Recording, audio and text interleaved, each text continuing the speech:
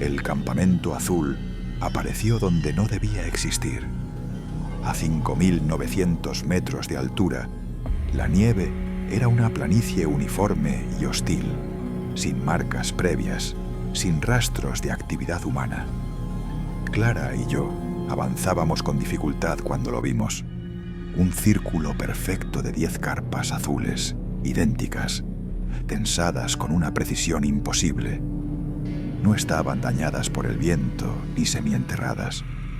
Parecían recién colocadas, pero no había huellas alrededor.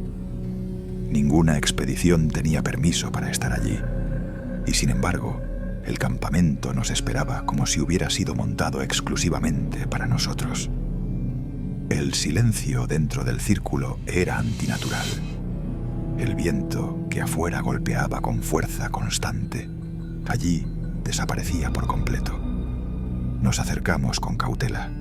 Todas las entradas miraban hacia el centro, como si las carpas observaran algo que ya no estaba. Clara abrió la primera.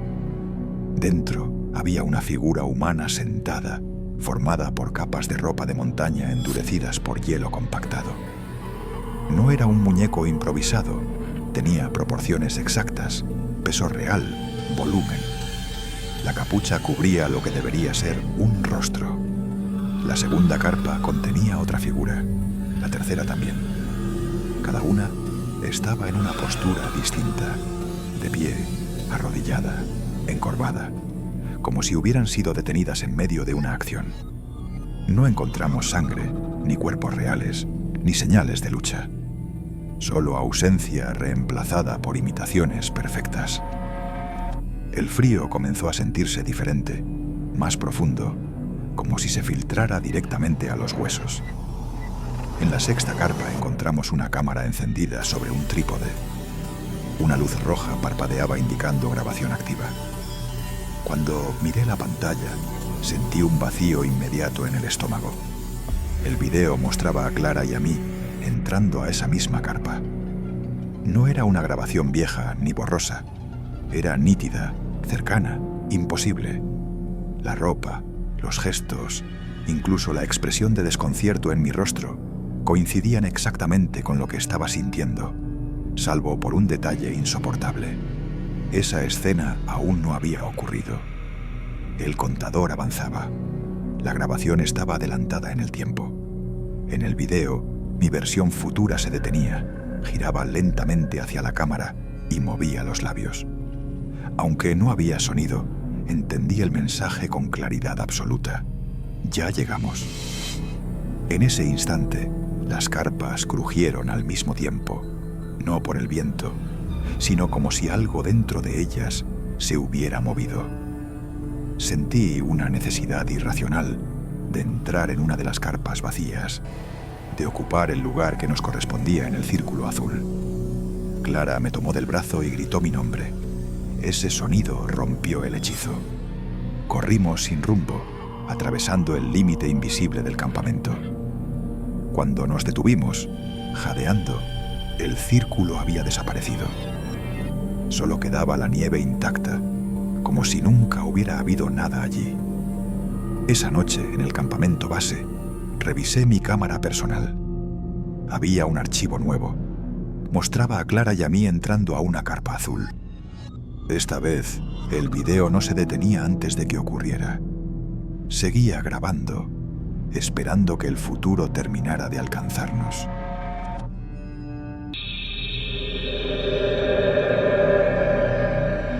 A los 6.400 metros de altitud, el mundo deja de responder a las reglas humanas.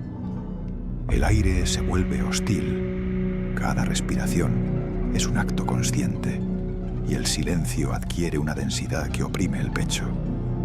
Yo era el encargado de logística de la expedición Kangchenjunga 4 y esa noche me quedé solo vigilando la tienda de suministros porque alguien debía hacerlo. 2 escaladores habían sido evacuados por edema cerebral. El resto descendió con ellos y yo acepté quedarme porque el equipo no podía quedar a merced del viento. Me dijeron que volverían al amanecer. Me dijeron que no me moviera. No me dijeron qué hacer si la montaña decidía notarme. La tienda no estaba diseñada para dormir. Era baja, rígida, repleta de cajas apiladas con fechas escritas a mano, algunas tan antiguas que ya nadie recordaba quién las había subido. Bombonas de oxígeno, comida liofilizada, cuerdas, piolets, restos silenciosos de otras expediciones. Me acomodé como pude dentro del saco de dormir, con la linterna frontal a la mano y la radio encendida solo para escuchar algo que no fuera mi propia respiración. El Himalaya estaba extrañamente quieto. No había viento, no había crujidos, no había ese lamento lejano que siempre acompaña a la altura. Era un silencio demasiado limpio, como si algo hubiera apagado el mundo. El primer silbido llegó sin aviso. No fue agudo ni violento. Fue largo, grave y sostenido, seguido por 2 silbidos cortos. Pausa. Luego el mismo patrón. Al principio pensé que era mi respiración dentro de la mascarilla, pero el sonido continuó cuando contuve el aliento. Venía de afuera. Se desplazaba lentamente alrededor de la tienda. No se acercaba ni se alejaba. Orbitaba. Entonces escuché los pasos. No eran rápidos ni torpes. Eran pesados, deliberados, como si algo grande caminara sin prisa sobre la nieve compacta, hundiendo su peso con cada movimiento. Intenté convencerme de que era la hipoxia, que el cerebro privado de oxígeno fabrica amenazas, pero el suelo vibró levemente bajo mí, y eso no puede inventarse. Me incorporé despacio, cuidando cada gesto, y pregunté quién andaba ahí. Mi voz sonó ridícula, frágil, absorbida por la tela de la tienda. El silbido se detuvo frente a la entrada. Algo golpeó la lona una sola vez, con fuerza suficiente para sacudir los anclajes. Luego vino el roce.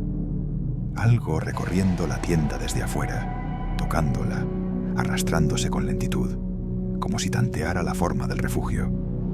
La linterna proyectaba sombras deformes que no correspondían a nada reconocible. La radio solo escupía estática.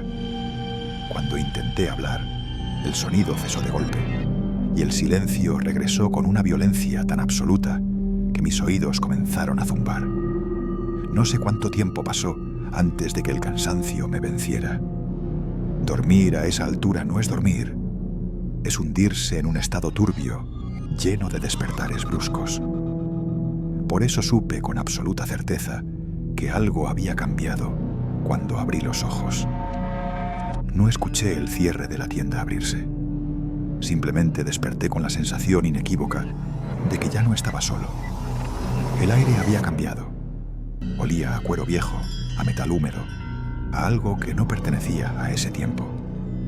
Intenté moverme y descubrí que no podía. Mi cuerpo estaba rígido, atrapado en un miedo tan profundo que ni siquiera me permitía gritar. Escuché una respiración que no era la mía, lenta, profunda, tranquila, demasiado tranquila para esa altitud. Algo se inclinó sobre mí. Sentí el peso hundiendo ligeramente el saco de dormir, como una presencia que no necesitaba fuerza para imponerse. La linterna seguía encendida, pero no proyectaba sombra alguna de aquello que estaba tan cerca. El silbido sonó una última vez, justo junto a mi oído, y en ese instante comprendí que no era un llamado ni una advertencia, era una confirmación. Luego, sin pasos ni cierre, la presencia dejó de estar. Desperté con la luz gris del amanecer filtrándose por la lona. Durante unos segundos, creí que todo había sido una pesadilla provocada por la falta de oxígeno, hasta que sentí algo sobre mi pecho. No era pesado, era ordenado. Bajé la mirada y vi unos guantes perfectamente doblados sobre mi saco de dormir.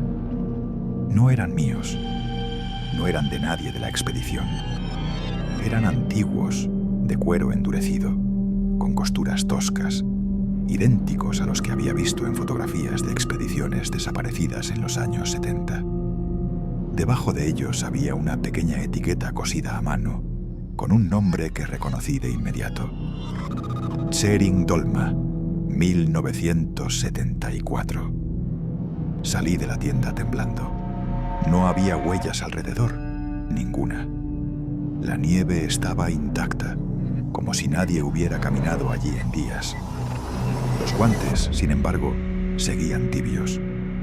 Cuando el resto del equipo regresó horas después, me encontraron sentado en la nieve, incapaz de hablar, sosteniéndolos como si fueran una prueba que nadie quería aceptar.